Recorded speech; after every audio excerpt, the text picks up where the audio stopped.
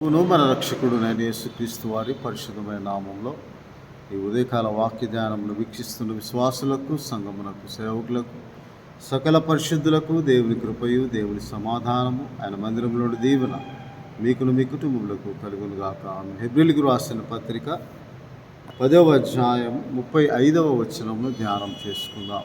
ఉదయకాల వాక్య ధ్యానము హెబ్రీ పత్రిక 10వ అధ్యాయం 35వ వచనం. కాబట్టి మీ ధైర్యమును విడిచిపెట్టకుడి, దానికి ప్రతిఫలంగా గొప్ప బహుమానము కలుగును. మీరు దేవుని చిత్తము నెరవేర్చిన వారై వాగ్దానం పొందు నిమిత్తము మీకు ఓరిమి అవసరమై ఉన్నది. ఇక కాలం బహుకొంచెముగా ఉన్నది. వచ్చుచున్నవాడు ఆలస్యం చేయకవచ్చును. నా ఎదుట నీతిమంతుడైన వాడు విశ్వాసమూలముగా జీవించును గాని అతడు వెనక తీసిన ఎడల అతని యందు నా ఆత్మకు సంతోషం ఉన్నది. అయితే మనము నశించుటకు వెనక తీయువారము కాము, కానీ ఆత్మను రక్షించుకుంటకు విశ్వాసం గలవారమై ఉన్నాము. దేవుని వాక్యంలో అపోస్తలుడైన పౌలు ఇలాగ రాస్తూ మీ ధైర్యమును విడిచిపెట్టకుడి అంటూ ఉన్నాడు.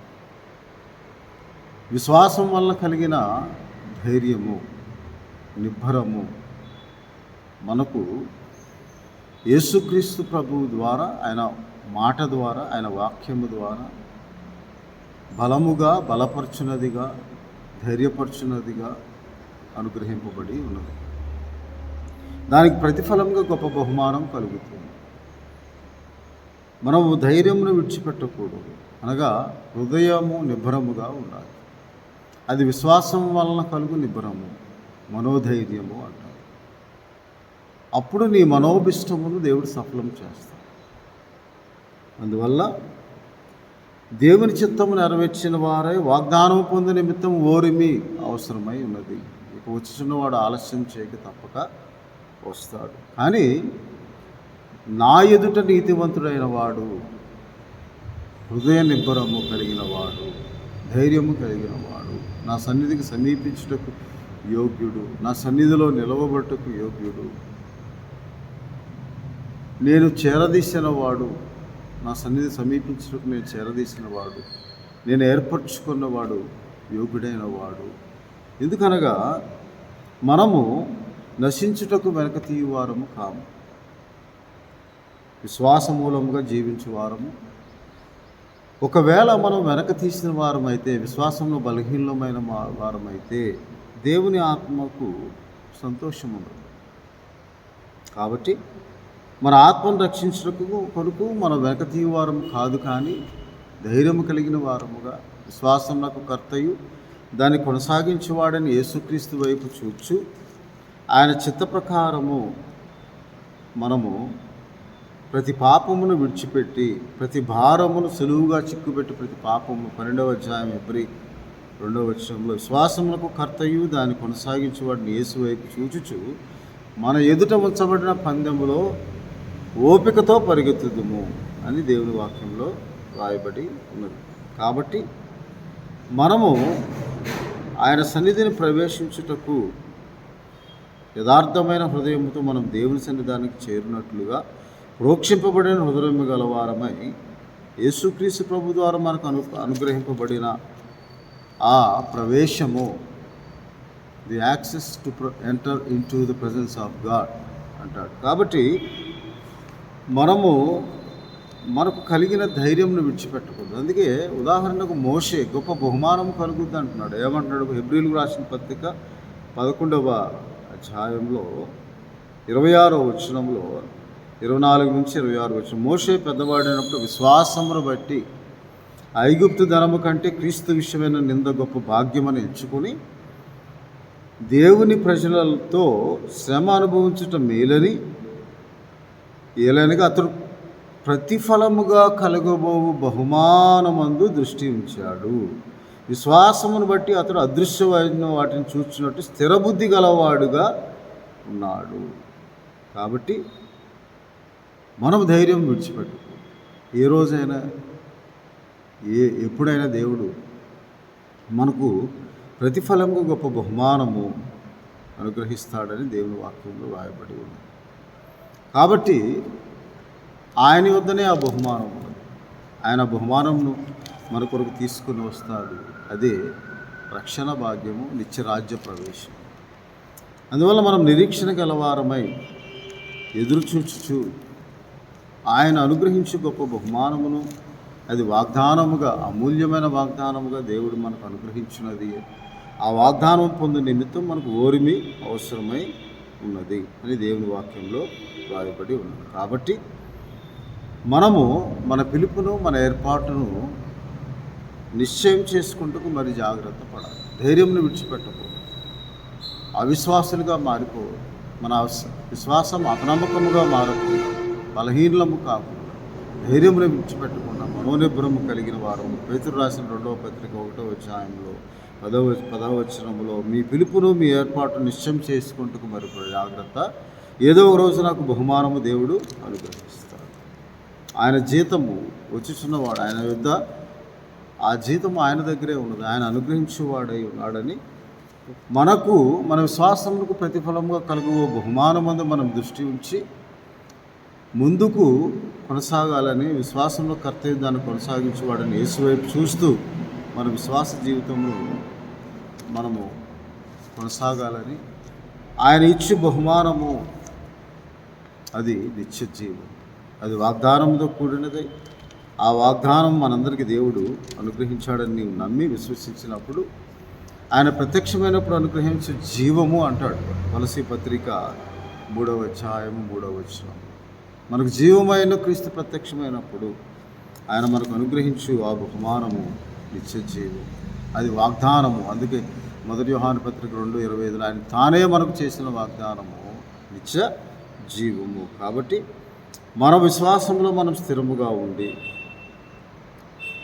గలతీయులకు రాసిన పత్రిక 3వ అధ్యాయం 22వ వచనం, యేసుక్రీస్తునందల విశ్వాసం మూలంగా కలిగిన వాగ్దానము విశ్వసించే వారందరికీ అనుగ్రహింపబడినట్లు లేఖనం అందరినీ పాపములో బంధించింది. అందువల్ల మనము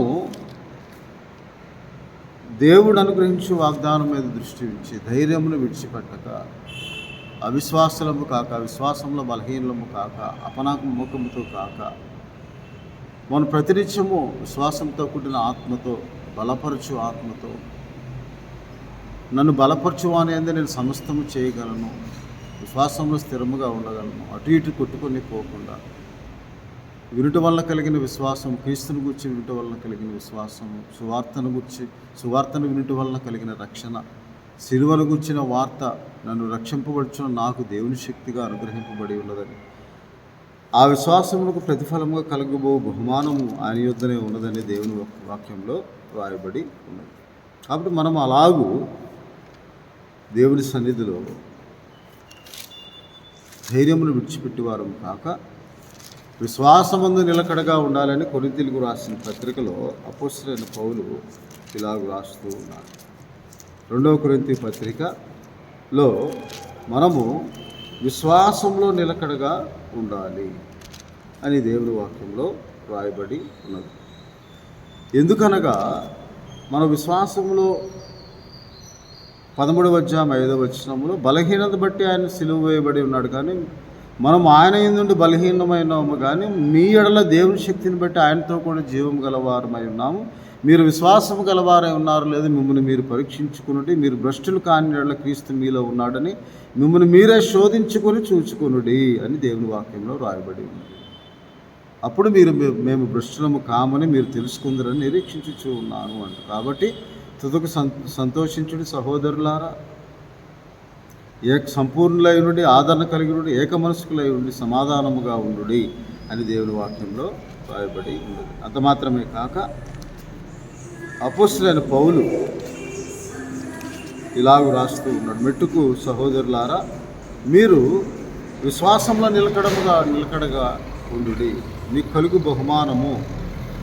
ఫిలిప్పీయులకు రాసిన పత్రిక 3వ అధ్యాయంలో అంటున్నాడు 13-14 వచనాల్లో, సహోదరులారా, ఎదురుకు పట్టుకున్న తలంచుకొను, వెనక ఉన్నవి మరచి ముందున్న వాటి కొరకు వేగిరపరచు క్రీస్తునందు, యేసుక్రీస్తునందు దేవుని ఉన్నతమైన పిలుపు కలుగు బహుమానం పొందవాలని గురి యొద్దకు పరిగెత్తువారుగా ఉండాలని దేవుని వాక్యంలో రాయబడి ఉంది.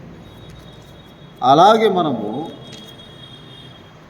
ఆ విశ్వాసంలో బలహీనము కాక దేవుడు తప్పక నాకు సహాయం చేస్తాడు, ఏదో ఒక రోజు దేవుడు నాకు తప్పక సహాయం చేస్తాడు అన్న నిరీక్షణ మనము కలిగి ఆ నిరీక్షణ గలవారమై సంతోషించచ్చు.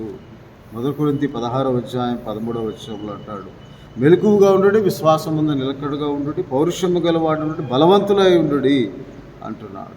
కార్యానుకూలమైన మంచి సమయం మీ కొరకు దేవుడు సిద్ధపరిచి ఆయన మీ విశ్వాసములకు ప్రతిఫలముగా అనుగ్రహింపబో బహుమానమందు గురి ఉంచి ఆ గురి యొద్దకు పరిగెత్తువారుగా నా గురి నీవే ప్రభువా అని మనము ప్రతినిత్యము ప్రార్థించేవారు.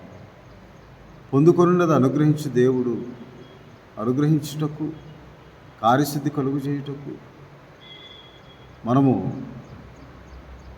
దేవుని యందు ఉంచిన విశ్వాసం బలమైనది, రూఢిగా విశ్వసించి లోతైన విశ్వాసంగా ఉండినప్పుడు మనము కొన్ని సందర్భాల్లో వెనక తీయవారంగా ఉంటాము. కానీ వెనక తీయక ధైర్యమును విడిచిపెట్టక మనము శ్వాసములకు ప్రతిఫలముగా కలుగు బహుమానం కొరకు ఎదురు చూడాలి. ఆ బహుమానమే యేసుక్రీస్తు ప్రభువు ద్వారా మనకు రుగింపబడు నిత్య జీవము అంట. రోమాపత్రికలో ఇలాగ దేవుని వాక్యములో 3వ అధ్యాయము 22 వచనములో పరిశుద్ధత కలుగుటయే మీకు ఫలము, ఇప్పుడు పాపం నుండి విమోచింపబడి దేవునికి దాసులుగా అయ్యారు కాబట్టి. ఏలైనగా పాపంలో వచ్చి జీతం మరణం, అయితే దేవుని కృప మన ప్రభువైన యేసుక్రీస్తునందు నిత్య జీవము. కాబట్టి ఆయన వచ్చినప్పుడు ఆ జీతమును మనకు అనుగ్రహిస్తే, ఆ బహుమానం మనకు అనుగ్రహిస్తాడని నిరీక్షించి కనిపెట్టుకొని చింతలేని వారై నిరీక్షణ కలిగి నిరీక్షణ గలవారై ఆసక్తి విషయంలో మాంజులు కాక రోమా 12:11 ఆత్మ ఎందు తీవ్రత గలవారి, నిరీక్షణ గలవారి, సంతోషం ప్రార్థన ఎందు పట్టుదలగి ప్రభువుని సేవించు ప్రభువు రాకడ కొరకు ఎదురు చూస్తూ ఉండినప్పుడు దేవుడు మనకు ఆయన బహుమానమును అనుగ్రహించేవాడు. కాబట్టి ధైర్యంను విడిచిపెట్టక మనము విశ్వాసము కలిగిన వలన కలిగిన మనోధైర్యముతో నిబ్బరముతో, దేవా నా హృదయం నిబ్బరముగా ఉన్నది అంటాడు భక్తుడైన. ఆ నిబ్బరము కలిగి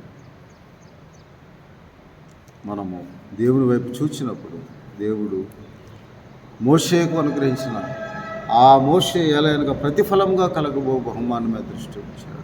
ఆ బహుమానమే నిత్య జీవము, నిత్య రాజ్యంలోనికి యథార్థమైన హృదయంతో మనం దేవుని సన్నిధికి చేరువారముగా, పోక్షింపబడిన హృదయంలో గలవారమై మనం దేవుని సన్నిధిలో ఉండుటకు, ఆ వాగ్దానం అనుభవించుటకు దేవుడు శ్రేష్టమైన దాన్ని ముందుగానే సిద్ధపరిచిన ఆ బహుమానమును దేవుడు మనకు అనుగ్రహించునుగాక. ప్రభువానికి స్తోత్రాలు. కృపగల దేవా, మహోన్నతుడు, బలహీనము కాక ధైర్యంను విడిచిపెట్టక మీ వల్ల మాకు కలిగిన ధైర్యం ఏమనగా ప్రభా మీ సన్నిధిని ప్రవేశించుటయే తండ్రి. ఆ ధైర్యం, ఆ కృపాసనం యొద్దకు మేము చేరుట వలన ప్రభా మీ వల్ల మాకు కలిగిన ఆ ధైర్యము బలపరచు దేవుడు అయిన నీ వైపు చూస్తూ మమ్మల్ని మేము బలపరుచుకుని విశ్వాసంలో బలహీనము కాక నీ వైపు చూస్తూ ముందుకు కొనసాగే భాగ్యం దయచేయమని వీడి ద్వారా వీక్షిస్తున్న ప్రతి ఒక్కరి జీవితంలో అద్భుతములు కార్యరూపం దాల్చినట్లుగా మీ సహాయమే దయచేయమని యేసుక్రీస్తు ప్రభువారి పరిశుద్ధమైన నామమునే బహుమానము కొరకు కృతజ్ఞతాస్తుతులు స్తోత్రం చెల్లిస్తూ విశ్వాసములకు ఫలం ప్రతిఫలము కొరకు బహుమానం అనుగ్రహించమని ప్రార్థన చేర్చున్నాను తండ్రి. దేవుని ప్రేమ, ప్రభువును రక్షకుడైన యేసుక్రీస్తు వారి కృపా పరిశుద్ధాత్మని చాదరాన్ని సహవాసం ఇది మొదలుకొని నిరంతరం మీ విశ్వాసములకు ప్రతిఫలంగా కలుగు బహుమానములు దేవుడు మీకు అనుగ్రహించి మిమ్మల్ని విశ్వాసంలో బలపరిచి స్థిరపరిచి మీ ఆత్మను సిద్ధపరిచి ఆయన వాగ్దానం నెరవేర్చునుగాక. ఆమె దయచేయునుగాక. ఆమె మిమ్మల్ని మీ కుటుంబములను దీవించి ఆశీర్వదించునుగాక. ఆమె